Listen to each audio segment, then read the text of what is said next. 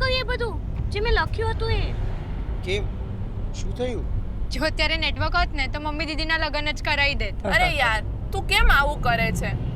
અરે મેરેજ પરથી મને યાદ આવ્યું, પરમ દિવસે પેલા લગ્નમાં ગયો હતો ને તો પોલીસ અંકલ મળેલા. એ લોકો એમના છોકરા માટે એક છોકરી શોધી રહ્યા હતા. પપ્પા તમને પણ આ શું થયું છે? તમે ક્યારથી આ બધું ચાલુ કરી સાંભળ તો દીધું? ખરી, મેં એમને કીધું અમારી મીરાને અત્યારે લગ્ન નથી કરવા, પણ એમને ખોટું લાગી ગયું.